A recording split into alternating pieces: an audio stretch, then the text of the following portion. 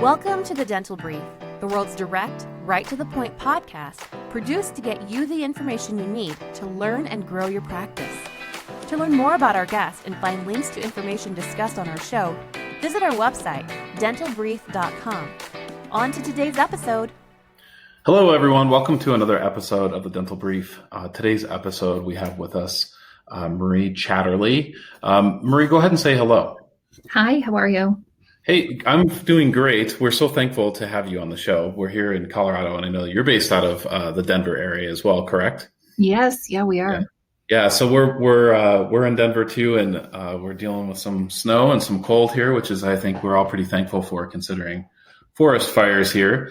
Marie, why don't you go ahead and tell us a little bit about your background and tell us a little bit about CTC Associates. Sure. I've been in the dental industry for about 15 years. My father is a practice broker, and he started in 1988. So I grew up with him, assisting practices with transitioning, appraisals, consulting, all the above. So I joined him after my undergrad, doing consulting, primarily starting with practice management and startup consulting, and then eventually joined he and Rand and Jensen doing transitions later. And I've just loved the dental industry and have enjoyed all aspects of it, everything from practice management to startups to transitions. Yeah, that's 15 years is a great amount of experience. And obviously CTC Associates has a great reputation, and that's why we have you on the show today. Let's jump right into our topic for today and the problem that dentists have trying to decide and decipher whether a startup is right for them compared to doing a transition and either coming into a practice as an associate and then buying a practice or buying a practice outright. What are some problems that you see and some dilemmas that you see that practices have while making that decision?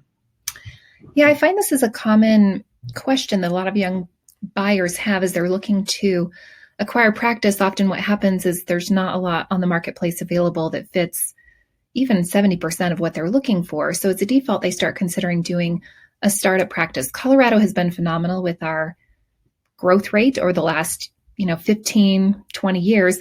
We've just had so much growth in the residential area that we've been able to really support a lot of startups. And a lot of our startups have done very well, depending on the location that's picked. So I would even say even this year, considering COVID, we're likely to still have a number of areas that would easily support a new practice. So for that reason, I think we tend to get quite a few more individuals that are considering a startup while looking to also look at options to acquire practice at the same time.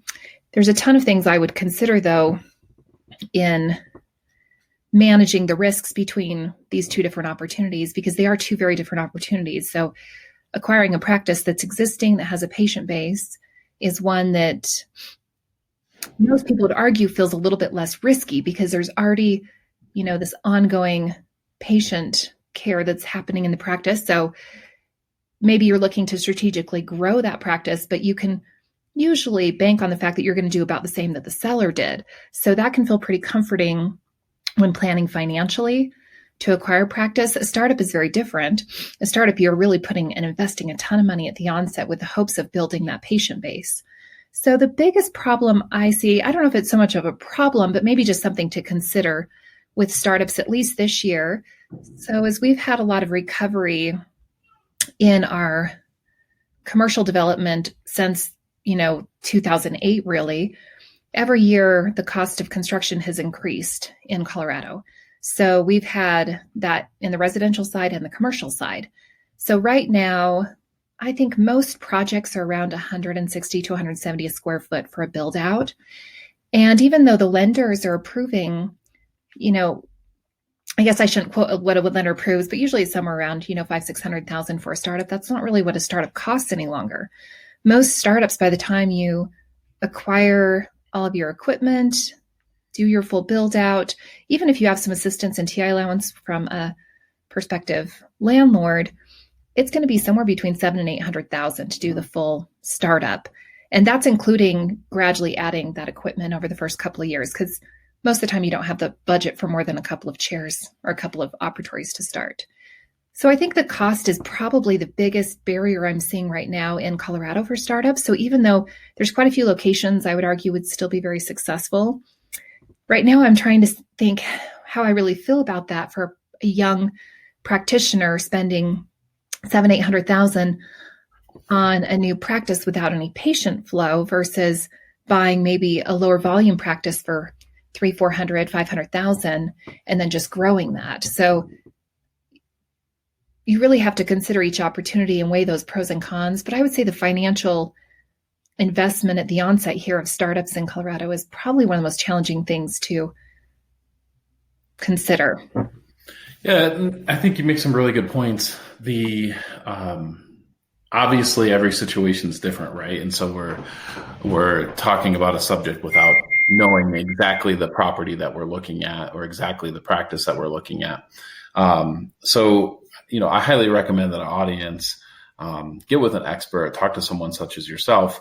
Let me ask you this question. I know it's kind of a tough question, and I'll tell you it's kind of based on my experience. I talk to young dentists who really want to buy a practice. It's their goal. They think it's the smart way to go. They want to live in certain areas, so they want to buy a practice in that area. And then after 2, 3, 4 years of not being able to find the practice, they end up doing a startup. But it's not what they really want to do. Do you see, are there any red flags that someone should look at and go, whoa, I should definitely not do a startup, or whoa, I should definitely not do a purchase? Are there any conflicts or just, blatant warning signs on either one of those? Yeah, you bring up a good point, because I do find a lot of people that are doing a startup, it was not their first choice. They really were looking to acquire practice and they just could not find anything that was close to what they were hoping to find in a prospective opportunity, whether that be the location, number of operatories, a ton of factors. So I like to say, if somebody's looking to acquire a practice and it's close enough to the right location, or it's an easy move to another location, maybe within like 1-2 mile radius, Sure. Maybe that still is worth considering a practice that doesn't have everything that you're looking for, just to start with that great patient base and then to grow from that. Sure. I do think we have a ton of great opportunities that are quickly overlooked, that kind of sit on the market for, 4 to 8 months, that really have great potential for just as much growth as a startup. But just because there's certain things about the practice that are, a hindrance to generating interest, such as it has fewer than 5 operatories, is a pretty common one.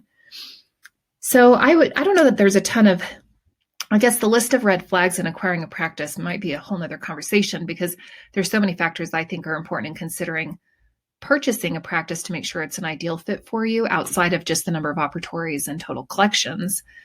But doing a startup, I would say, if I were to just list the number one thing that you could easily double check on your own, would be the dentist to population ratio, because it ranges so much within even the metro area of Denver.